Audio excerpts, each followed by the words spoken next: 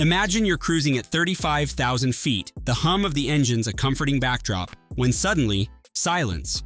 Both engines fail. Your heart skips a beat and your mind races. Is this it? Fear not, because this is where the magic of aviation engineering and pilot training kicks into high gear. Dual engine failure on a commercial jet is the stuff of nightmares, but it's also one of the rarest events in modern aviation.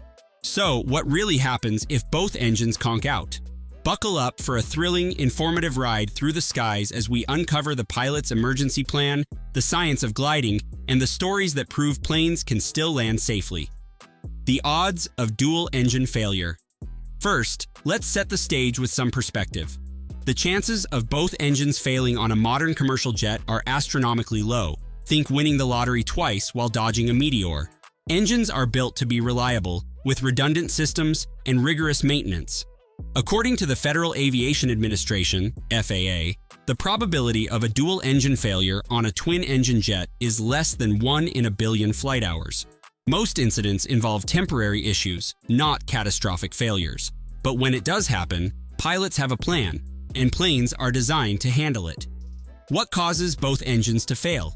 While dual engine failure is extremely rare, it's not impossible, and when it happens, there are a few key culprits. One major cause is fuel starvation, which can occur from running out of fuel or mismanaging fuel flow.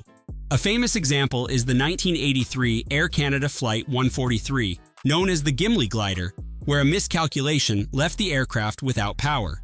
Bird strikes are another risk. In 2009, U.S. Airways Flight 1549 lost both engines after colliding with a flock of geese over New York, prompting Captain Chesley Sully Sullenberger's heroic river landing. Volcanic ash can also pose a threat. British Airways Flight 9 in 1982 lost all 4 engines temporarily after flying through an ash cloud over Indonesia.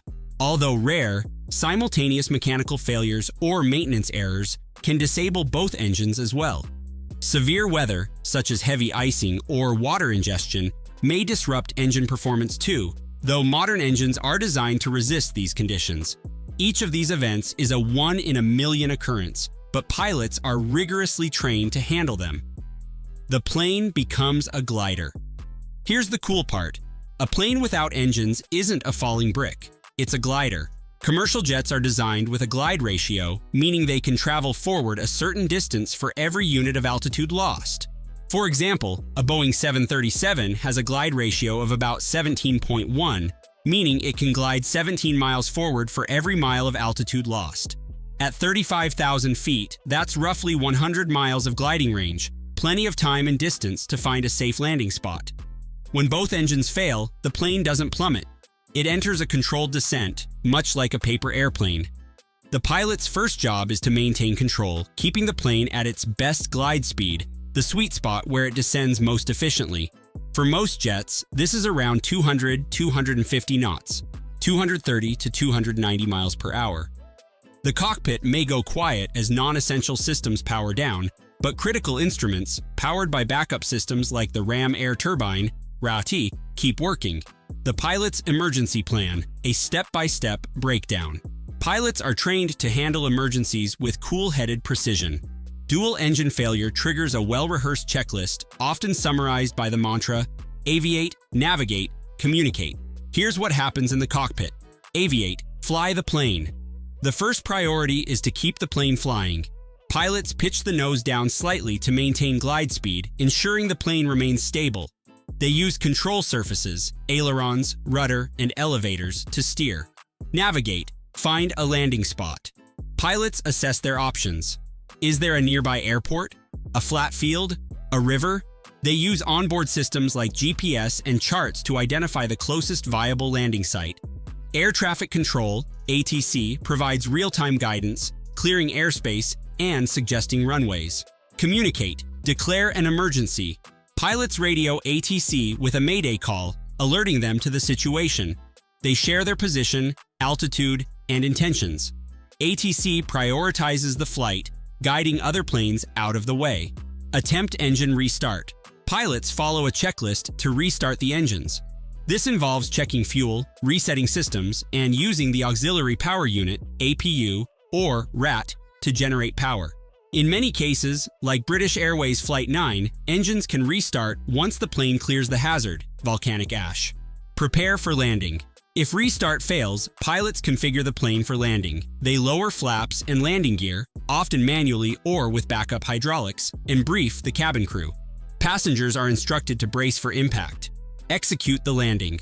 Whether it's a runway, a field, or a body of water, pilots aim for a controlled landing.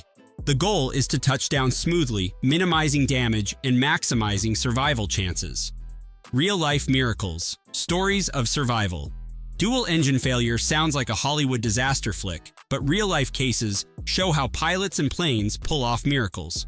Take U.S. Airways Flight 1549, the miracle on the Hudson.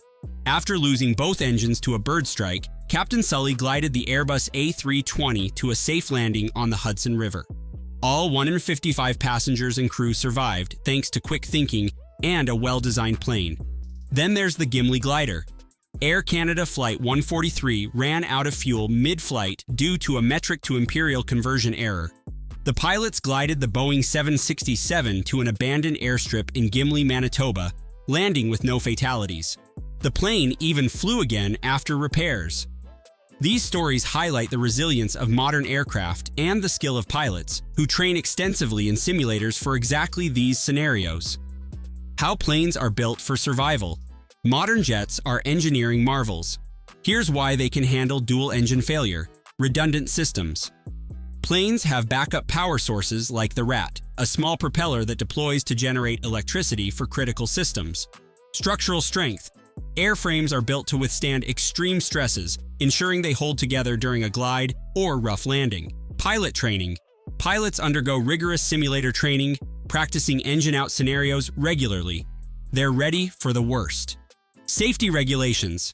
The FAA, an International Civil Aviation Organization, ICAO, enforce strict standards like Extended Range Twin-Engine Operational Performance Standards, ETOPS, ensuring twin-engine planes can fly long distances with one engine or none. The role of technology and training. Advancements in technology make dual engine failure less likely and more survivable.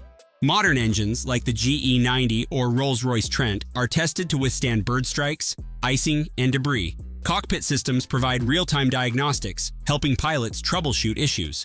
Meanwhile, air traffic controllers use radar and satellite data to guide planes to safety. Pilot training is equally critical. In simulators, pilots practice gliding, restarting engines, and landing in extreme conditions. They're taught to stay calm under pressure, using muscle memory to execute checklists flawlessly. What about passengers? For passengers, dual engine failure is terrifying but survivable. Modern cabin designs, with reinforced seats and overhead bins, minimize injury risks. In the rare case of a water landing, life vests and rafts are standard equipment. Could it happen to you? Statistically, you're more likely to be struck by lightning than experience dual engine failure. Safety protocols, from pre-flight inspections to real-time monitoring, make these events vanishingly rare. The bottom line: dual engine failure is the ultimate aviation boogeyman, but it's not a death sentence. Planes are built to glide, pilots are trained to act, and systems are designed to back them up. History shows that even the worst-case scenario can have a happy ending. So, next time you board a flight, relax. You're in one of the safest vehicles ever built. Got a crazy flight story? Drop it in the comments. We're all ears.